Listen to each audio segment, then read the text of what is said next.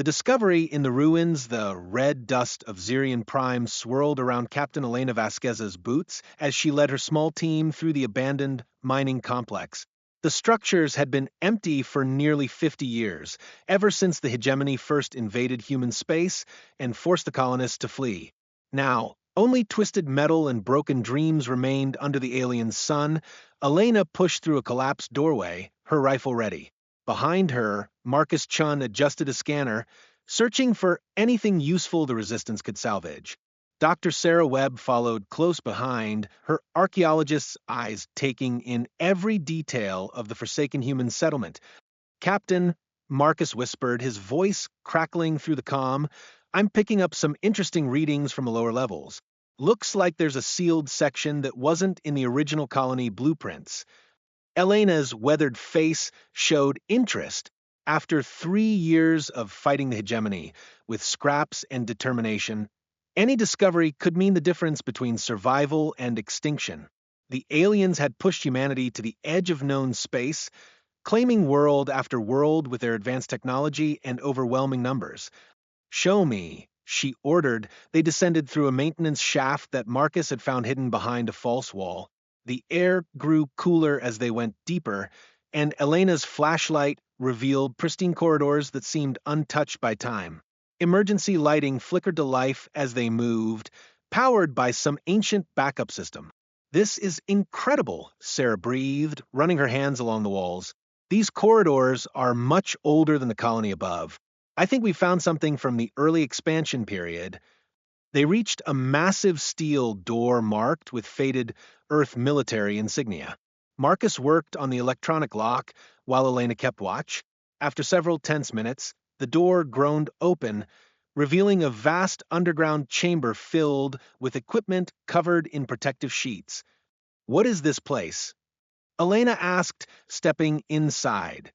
Sarah examined the wall markings with her portable light. "According to these identification plates, this is Arsenal Station Echo 7. It was a strategic weapons depot established during the first wave of human expansion."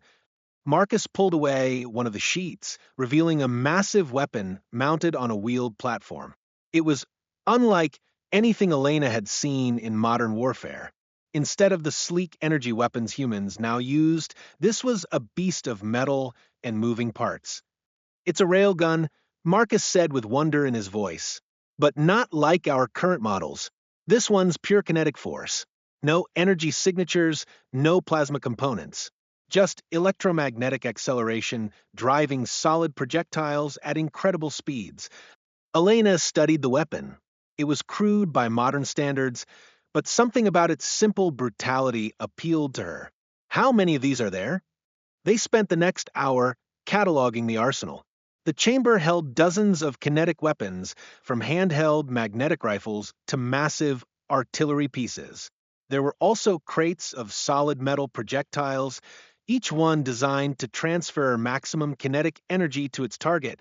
"Captain," Marcus said, his voice filled with excitement, "these weapons operate on completely different principles than anything the hegemony uses. Their shields and armor are designed to deflect energy weapons, not solid projectiles traveling at these velocities." Sarah looked up from an equipment manual she had found. "The documentation here is fascinating. Our ancestors didn't abandon kinetic weapons because they were inferior. They moved to energy weapons because they were more versatile and required less resources to manufacture ammunition." Elena's tactical mind was already working. But in a prolonged conflict where resources are limited, these weapons could be a game changer, Marcus finished. "The hegemony has never faced anything like this. They probably don't even have data on kinetic weapon effectiveness against their technology." As they prepared to leave with their discovery, Elena's communication device chirped. The voice of Lieutenant Jake Morrison came through, tense with urgency. "Captain, we've got movement on the horizon. Hegemony scouts, maybe a full patrol. They're heading toward the ruins." Elena cursed under her breath. "How long do we have?" 20 minutes, maybe less." She looked at the arsenal around them. There was no way they could move these weapons quickly, and hegemony couldn't be allowed to discover this cache. But something told her this find was too important to abandon. Marcus, can you get any of these systems operational? He ran his hands over the nearest railgun's control panel. With time, yes, but we'd need to understand the power requirements and targeting systems. Sarah, what else do these manuals tell us? The archaeologist flipped through pages rapidly. There are detailed technical specifications, maintenance, procedures, and tactical deployment guides. Everything we'd need to operate these weapons effectively. Elena made a decision that would change everything. We're staying. Jake, fall back to Rally Point 2 and establish a perimeter. Tell the others we found something that could turn the tide. As the Hegemony patrol approached the ruins above, Elena and her team worked frantically to understand the ancient weapons. The aliens had grown complacent in their technological superiority, viewing human resistance as nothing more than an annoyance to be swept aside. Commander Zethkar of the Hegemony Fourth Fleet stood in the command center of his ship, watching the surface of Zirian Prime through the main view screen. His species, the Kelvani, had conquered dozens of worlds, and humans were proving to be particularly stubborn prey. Status report, he commanded, his voice carrying the authority of someone who had never known defeat. Sir, our ground patrols are investigating ruins in Sector 7. Intelligence suggests a small group of human terrorists may be hiding there. Zethkar's four eyes narrowed. Terrorists? Such a quaint term for the desperate. Have they found anything of value? No, sir. Just abandoned mining equipment and empty buildings. The humans seem to be scavenging for supplies. The commander turned away from the view screen. Then eliminate them. I grow tired of these insects buzzing around our territory. But deep beneath the surface, Elena's team had made progress. Marcus had successfully powered up one of the smaller railguns, and Sarah had decoded the targeting systems. The weapon hummed with barely contained energy, its electromagnetic coils glowing with an eerie blue light. It's beautiful, Elena whispered, watching the weapon charge. Our ancestors knew how to build things that lasted. Marcus nodded, his engineer's mind appreciating the elegant simplicity of the design. No complex energy matrices, no exotic materials, just physics engineering and the raw power of kinetic energy. Sarah held up a tactical manual. According to this, these weapons were designed for exactly this kind of situation. Guerrilla warfare against technologically superior opponents. The kinetic projectiles can penetrate most known shielding systems through pure force. Elena's calm crackled again. Captain, this is Jake. The patrol is getting closer. We need to move. She looked at the arsenal around them, then at the weapon they had just brought online. A plan began to form in her mind, dangerous and desperate, but with the potential to change everything. Negative, Jake. We're not running anymore. Get everyone to defensive positions and wait for my signal. As the Hegemony patrol entered the ruins above, they had no idea that beneath their feet, humanity was about to remind the galaxy why Earth had once been feared across the stars. The old weapons were awakening, and with them the thunder of human determination. Elena placed her hand on the railgun's cold metal surface and smiled grimly. The aliens had dismissed human technology as primitive, but they were about to learn that sometimes the old ways were the deadliest ways of all. The battle for Zirian Prime was about to begin, and the forgotten weapons of Earth would have their say in the outcome. In the depths of the ancient arsenal, the ghost of human military might stirred, ready to teach the galaxy a lesson in respect. The alien arrogance and human preparation General Vorth stood on the bridge of the Hegemony flagship Dominator, his massive frame casting a shadow over the tactical display. As the supreme commander of the Hegemony's Fourth Conquest Fleet, he had overseen the subjugation of 17 worlds. Humans were simply the latest species to learn the futility of resisting Hegemony rule. Report, he commanded, his voice resonating through the ship's corridors. Intelligence, Officer Kexanael approached, carrying a datapad with the latest findings from Zirian Prime. General, our patrol has discovered something interesting. The human terrorists have apparently uncovered some kind of ancient weapons cache. Vortha's expression remained unchanged. Elaborate. According to our scans, the weapons appear to be kinetic-based systems. Primitive electromagnetic accelerators, solid projectiles, pre-energy age technology. Kexenael's voice carried barely concealed amusement. The humans seem to believe these relics will somehow help them. A deep rumble of laughter emerged from Vortha's throat. Kinetic weapons? They truly are desperate.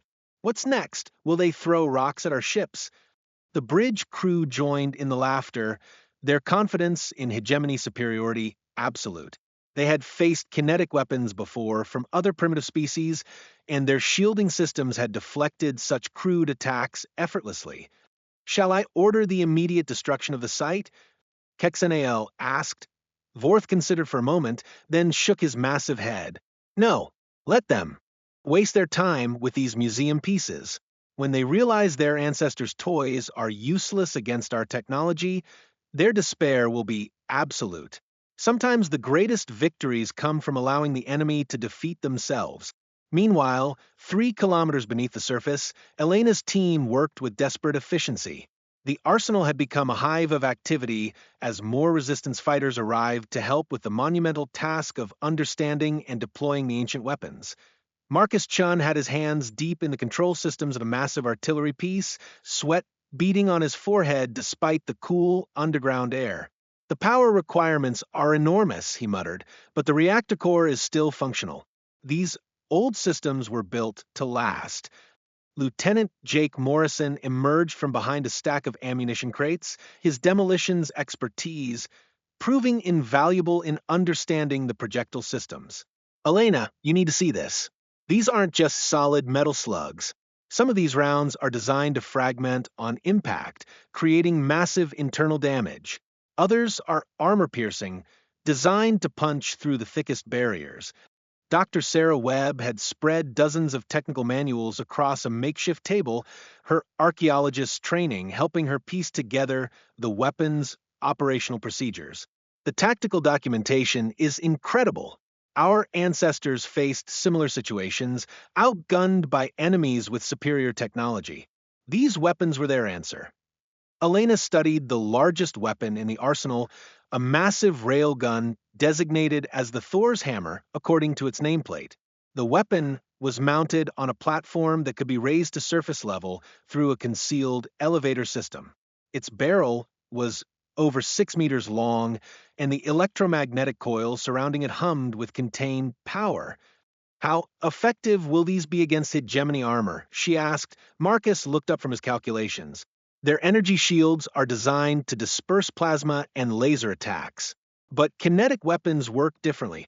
They transfer physical force directly to the target.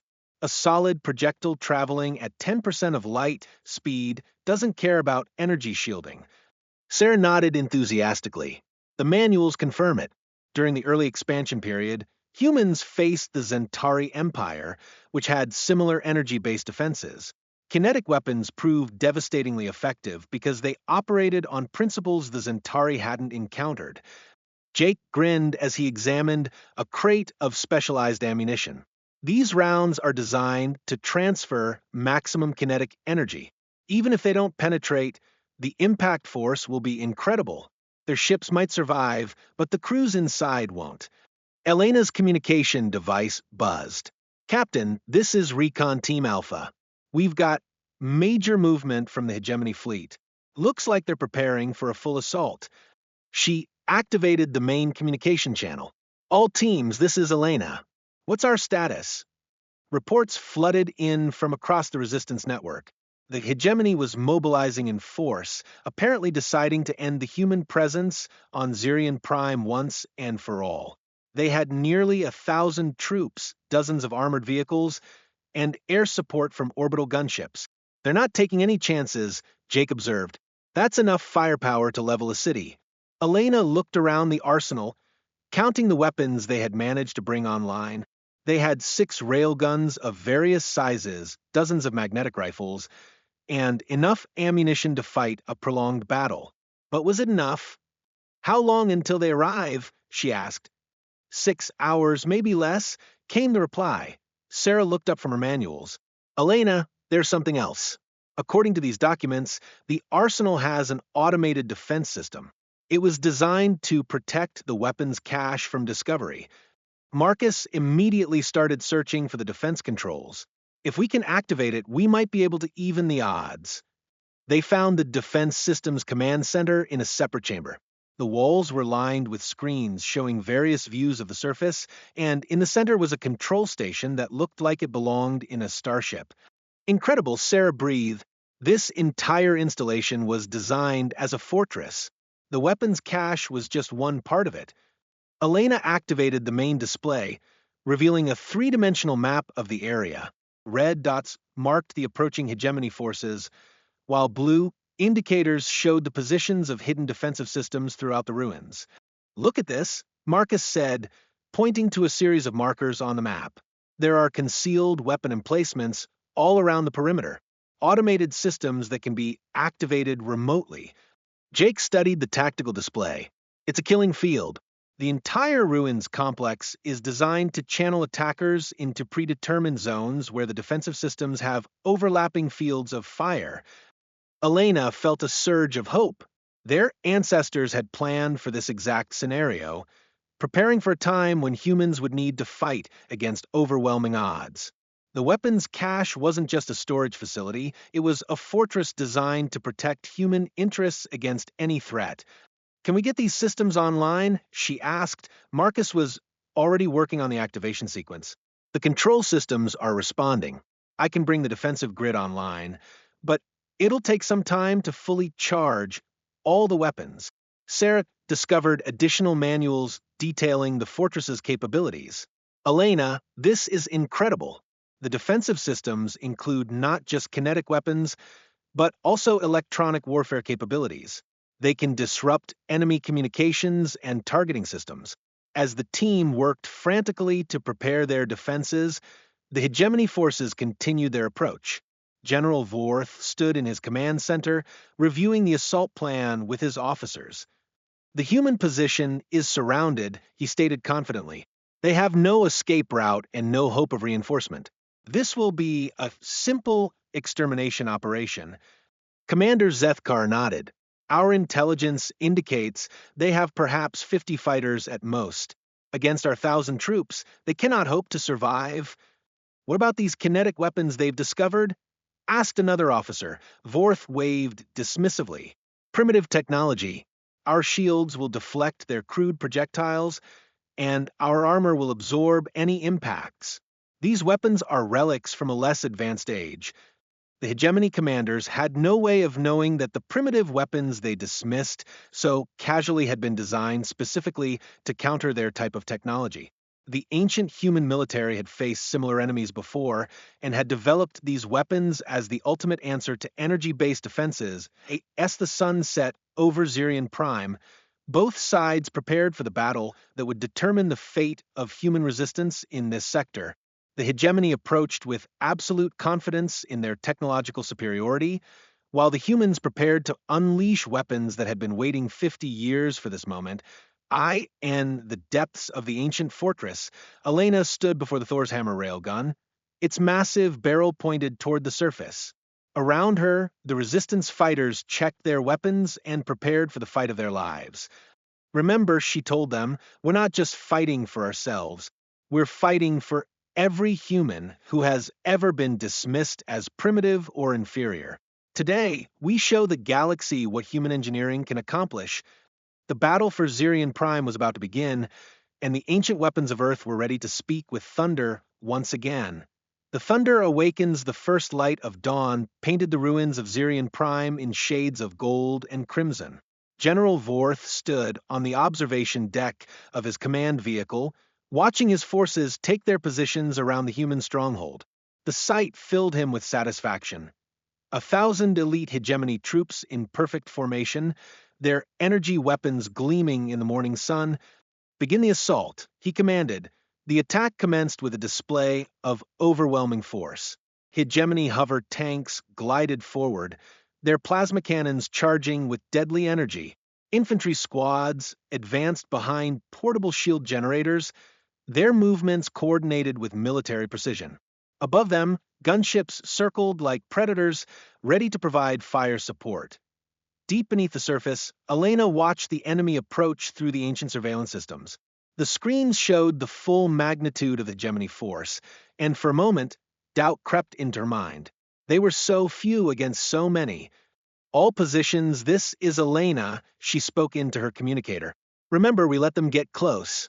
The kinetic weapons work best at shorter ranges, and we want them inside the defensive perimeter before we reveal our hand.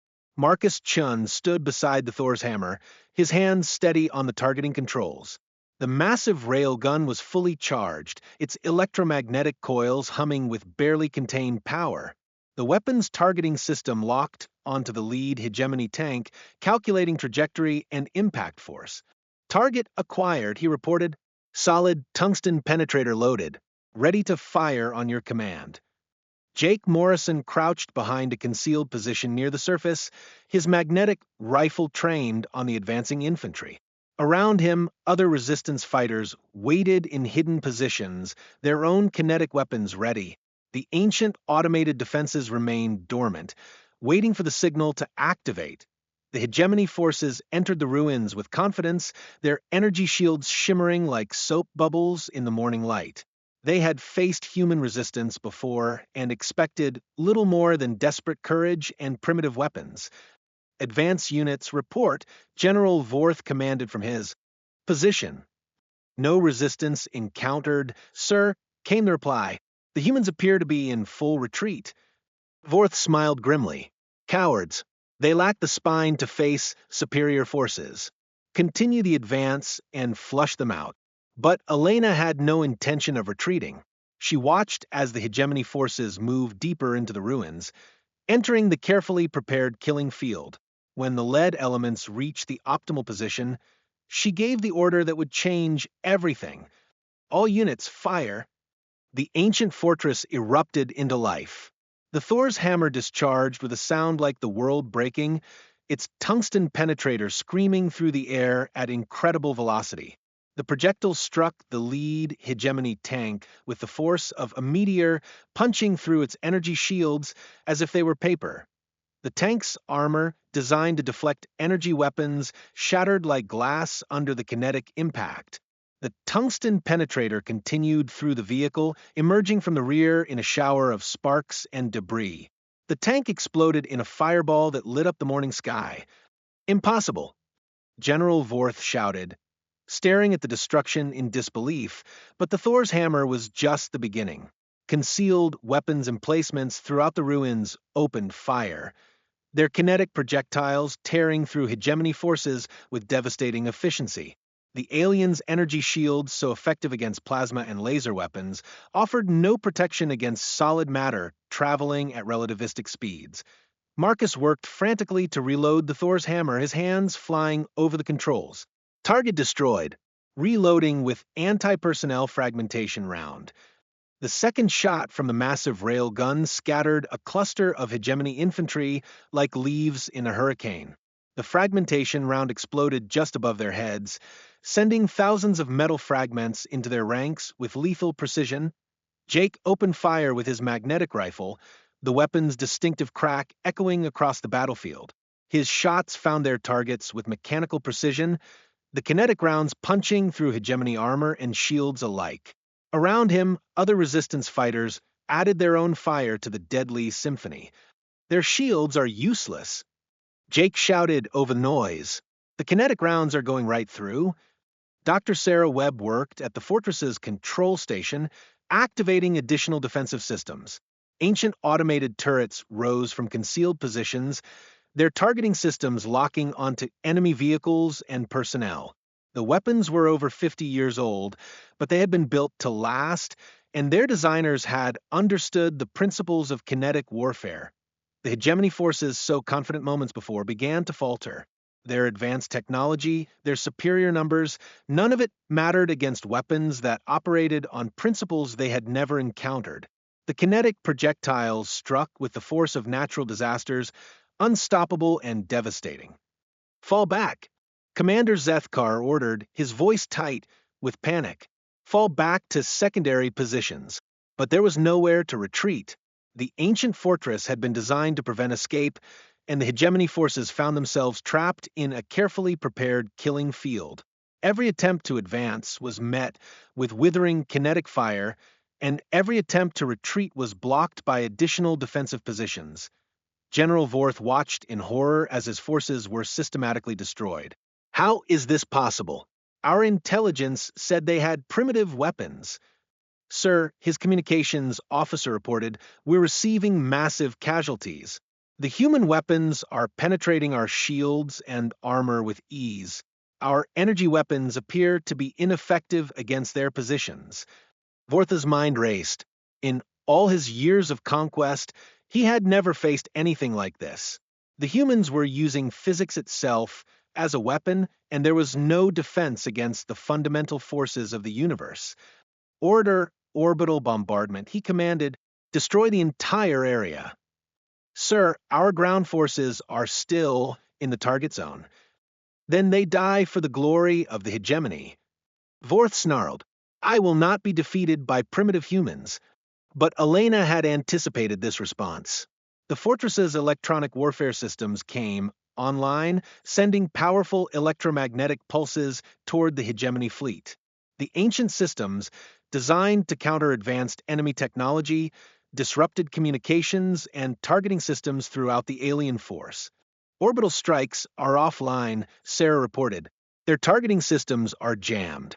Marcus had reloaded the Thor's hammer with a special penetrator round designed for hardened targets. He aimed at General Vortha's command vehicle, its distinctive markings making it easy to identify. The railgun discharged again, its projectile streaking toward the enemy commander. The command vehicle's shields flared and died as the tungsten penetrator struck. The round punched through the vehicle's armor, destroying its power systems and killing half the crew. General Vorth was thrown from his feet, his confidence shattered along with his command structure. Surrender. Elena's voice echoed across the battlefield through the fortress's communication systems. You have seen the power of human engineering.